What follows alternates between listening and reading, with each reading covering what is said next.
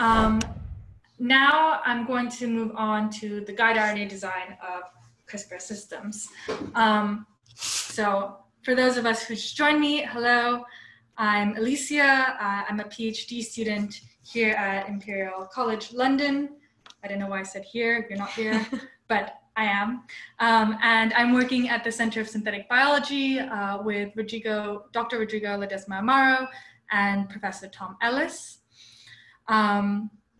I previously did iGEM in 2017 in Paris with the Betancourt team, and I was an advisor for the iGEM team, high school team in Shenzhen, the Great Bay team, in 2018, I think.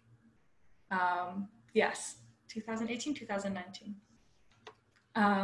Anyways, both of those things. So I'm going to talk to you now about the design of the guide RNA. So if you weren't there last time, the guide RNA is the part of the CRISPR system that allows for the cutting or the manipulation of DNA at a specific region. The guide RNA contains your target and also a thing that allows it to be recognized by the nuclease. I'll go over that in more detail now. So first of all, when designing a guide RNA, you have to take into account your PAM. So the PAM, like as mentioned before, is the protospacer adjacent motif. So basically what that means is that it's something that allows for the guide RNA to recognize the target, where the target is. And the target will be directly adjacent to your PAM. This PAM is different between different species. And different nucleases. So the one that is most commonly used is Cas9, and the PAM for that is NGG. So anything following NGG would then be your target. The PAM is not actually part of the target itself, otherwise it would be cleaved and that would be an issue. So it's just what's adjacent to the PAM that is the actual target. The target is, first of all, it's what you design yourself. And you would find a DNA sequence of a DNA sequence, which would be your area of interest. So for example, if there's a certain gene that you're looking into, that gene would be your area of interest. And you can find this data through like loads of DNA databases, or you can have the sequence somewhere from a paper, or just you have too much time on your hand, you've written it out, who knows? You have the sequence somewhere, it's this area of interest. Within this area of interest, you then look for all the PAMs inside of it. And this will allow you to find where the potential targets can be. And then once you've found all these potential targets, you have to choose one.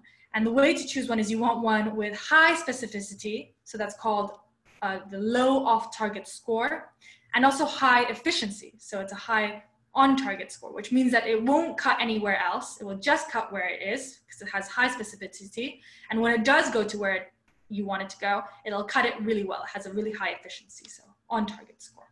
So these are the two main things of how we design, the two main criteria of choosing a guide RNA.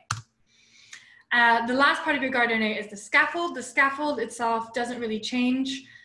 It's only specific to which kind of Cas nuclease you choose. It's something that allows it to be recognized and bond to the nuclease. So to design the guide RNA, you can do it by hand by just looking for the PAM sequence yourself and then finding the thing adjacent to it.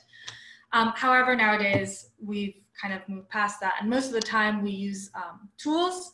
So there's a lot of tools at your disposal.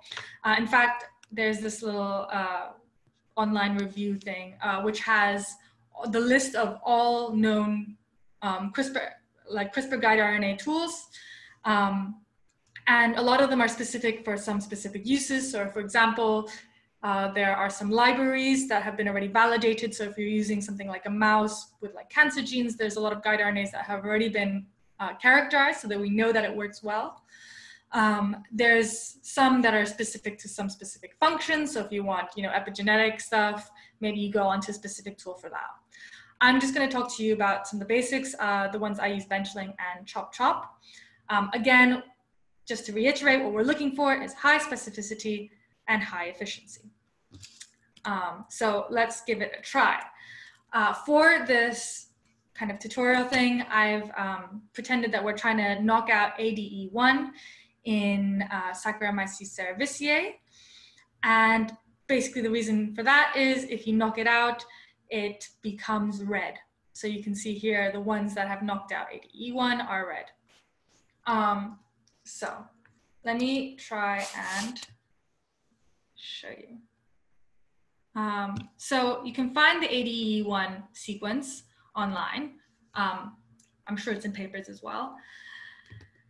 But here in the Saccharomyces genome database, I found the ADE1. Here it gives you all its sequence information, its genome information. I'm just going to go into the sequence details. And that should give me all the details, including its sequence. So here's the sequence. You take that.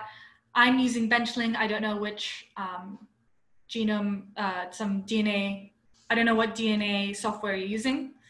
But I'm just going to show you on Benchling. It should be the same no matter where you go. So I've just copied the ADE1 sequence, including 500 base pairs upstream and downstream. And I've put that copied and pasted it into Benchling. So this is, I'm going to show you a couple of ways. This is like a very, like the most basic of ways, right? And on Benchling itself, they have a tool to help you design guide RNA. And so it's over here on the right-hand left bar, toolbar, and there's a little thing for Crispr. So you can then design and analyze guides. And here you can choose what kind of guide you want. There are systems where they have paired guides, where you have two guides, which should increase, should decrease off-target effects, so increase specificity. But I'm just going to show you using a normal single guide RNA. You can specify your guide length. Some people say lower length, 17 base pairs has higher efficiency, but 20 base pairs is your normal length. We're doing it in Saccharomyces cerevisiae, so you can choose which organism you're doing this in, and that should help you for your off-target effects. In this case, Saccharomyces cerevisiae. And then you choose your PAM. Like I said, we're using Cas9. That's your PAM NGG. You can also have advanced settings here. For the masked regions, that's if you're using things like introns. So it generally doesn't include introns and stuff, but if you're working with them, then you would include the masked regions. And there are different algorithms that are used to score these off-target and on-target effects. You can choose which algorithm you use. I'm not going to go into the details of what each algorithm speculates or specifies, but you can go and look at the papers and see what the precise mechanism behind it is. And that's the same thing for off-target and on-target. And then you show only the cuts in target region, and you can choose the guide composition settings. I generally just keep it pretty much the standard because I haven't had any very specific uses. Then you choose finish, and it'll generate this kind of screen here for you. You can choose your target region. So for knockout, I would just choose the whole gene as somewhere that I could target. However, if you're going for activation or repression, so for activation, you want to go upstream of your transcription start site. So up like around 200 base pairs upstream of your transcription start site. And this is because you want it to be before the gene starts to get transcribed. You want the activator recruits more transcription factors and recruits perhaps their RNA polymerase. And so you want it to go before the gene where it can actively at the promoter region. So it's calling the transcription factors there or the RNA polymerase there. And it has to be on the template strand, which is the negative strand. So it's not on the top strand. So it still allows the RNA machinery to continue its work. So if you were to go for activation, you would go for this region, this 200 base pairs before the transcription start site. For repression, you want it to be around the transcription start site, as close to the transcription start site as possible. And that will kind of just act as a physical barrier, as well as recruit negative, like repressing transcription factors. This can be on either the plus or the minus strand. And this information is on the next slide. So if you ever want to come back to it, you can see that. But for our case of this tutorial, I'm just going to pretend we're doing a knockout, in which case I'm just going to take the whole coding sequence of the gene and look for all the targets within that. So once you specify the target region, you just put in the base pairs where it is contained, you create a profile. So then it generates all of these different targets that could be used because they're next to a PAM site. And it shows you what the PAM is, it shows you the sequence, it tells you which strand they're on. In this case, I don't care. For knockout, I don't care which strand they're on, and the position. And it gives you also an on-target score and off-target score. For this case, it doesn't know exactly where I am, so I'm going to give it a region, so it knows not to calculate that score, not to calculate the region in the score of the off-target effects. Don't know if that makes sense. Basically, because it knows the region that you're targeting, and that's a whole region that we want to target anyways, it will remove that from the calculations of off-target scores. So you can just find the region itself, it can kind of scan through it, and you just tell it that that's the region that's going to go for.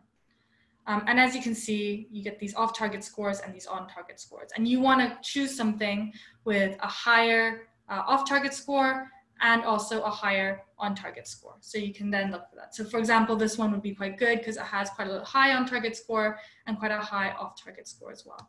And you can click it and it will generate that target for you. What you do with your target next is depending on the system of cloning you're using. In the example that I gave earlier, you would order this as an oligo as well as the reverse complement with some overhangs so that you could use it in Golden Gate assembly. So this is the first way of using CRISPR and benchling. If you don't want to go through the DNA database, going through ADE1 and all, going through the Saccharomyces database and all of that, oh God. You can also, you can also go straight onto the Benchling website where they have a tool for you to generate CRISPR guides directly from searching the name of a gene. So I put in ADE1, it knows where it comes from, it knows its transcript. I can have advanced settings where I have the upstream, 500 upstream, 500 downstream, or wherever you want to target. And then it will generate that from you directly from the database. Or it should. Sorry, my computer can be slow sometimes. And then you go through the same selection criteria, the single guide or paired guides, the guide length, the PAM, and all of that. And that will, again, give you a similar output where you have your gene, and then you can then choose your target, and it will give you your different targets with different on-target and off-target scores. And these might be slightly more accurate because it has more information from the database, but it should be pretty similar, these two techniques. Okay, finally, I would also say that don't only look to Benchling as your tool. There are other tools out there. I actually primarily use another tool called ChopChop just because I prefer the algorithms it's using. And for ChopChop, it's a very similar idea where you can put in the name of your gene. So the ADE1 is also the YAR015W. So I've put that in there. I could also just paste the DNA sequence here, just either gene or paste target.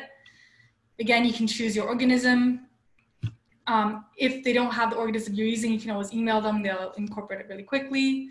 You choose which one you're using. Is it CPF1? So that's Cas12, so a different PAM, or whichever one you're choosing, CRISPR13 for RNA. And then you choose your function, knock-in, knock-out, activation, repression, nanopore enrichment, which I haven't spoken about, sorry. But so that also has some specific rules associated to it, so that's helpful. And it has different algorithms that it's using for different things.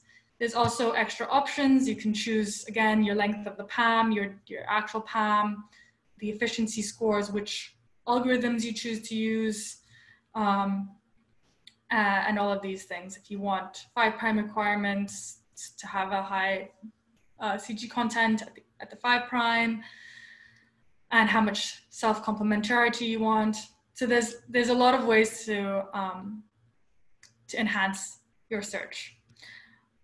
And then you can just find the target sites, and it will do that by its thing. And then you have all your results. These will give you your target sequences. It'll show you how much self-complementarity it shows. And then how much off target is, MM0, MM1, MM2, MM3. This is just how many mismatches it is to an off target, and how efficient it is. So it gives you a ranking already on its own, which makes it easy. And then the final thing it also does is it can generate the PCR primers for if you want to analyze that it's what is in there afterwards. So if you, after you perform your edits, you want to PCR it out and sequence it maybe, then it gives you the primers for that PCR already. So that's ChopChop. It's just another example from Benchling. There are a lot of other tools. They all have similar kind of functions. They all work in a similar this kind of way. So I just wanted to show you two so you have a bit of a variety and know that there are more out there. So yeah, that is it for the tutorial. I've just written here the design rules. Just keep in mind that actually where you're going to place your guide RNA and how your guide RNA is designed is also specific to what you want to use it to. So make sure to look that up beforehand. And also just a little last note, because this one like delayed my experiments by like a month. Make sure it doesn't contain the restriction sites you need for the cloning, because that's not going to be helpful. So yeah, that is it for the tutorial. I just want to mention that like Crispr it's a great tool. It's been used a lot in previous iGEMs as well.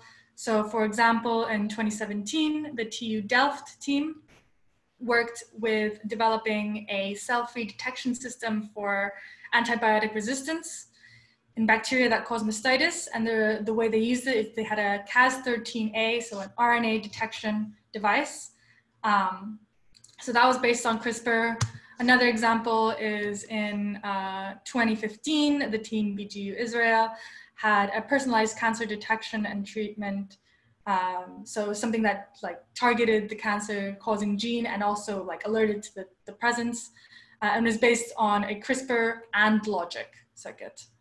So it's been used. You can look up what previous iGEMers have been doing with it. There's been a lot of great work with CRISPR and lots to inspire yourself with.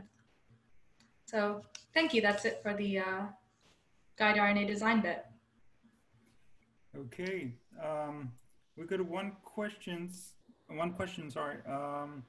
Someone who's confused about what a knockout and what a knock-in is for the genes. Right. Could you, Let me exit this presentation mode. So, sorry, that wasn't very clear. A knockout, I don't know if I have a good image to represent this. Maybe here. Yeah, here.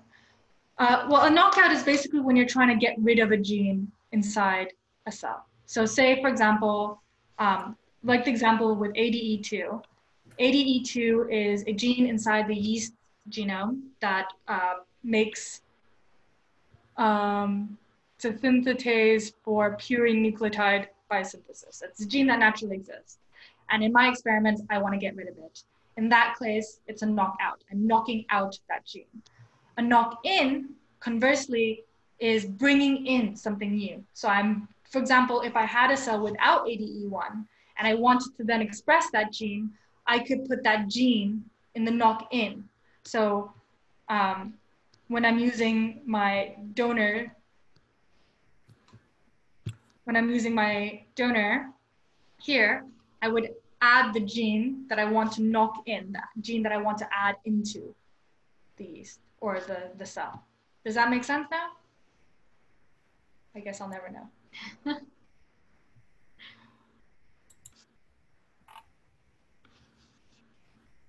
Oh, and another question, we have Louise who's asking what an indel is. Indel is insertion and deletion. It's just when there's a mistake. It can add a couple base pairs and that will mess up your whole gene. It can delete a couple base pairs and that will also disrupt your gene. So it's like an insertion or a deletion of some base pairs which aren't supposed to be there.